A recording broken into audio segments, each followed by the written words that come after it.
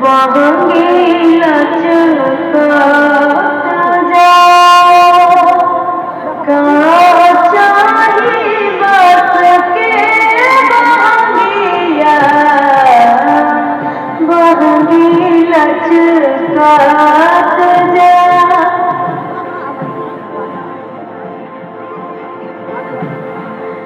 बहिना देवर जी गोरिया दौरा घाटे पहुँचा दौरा घाटे पहुँचा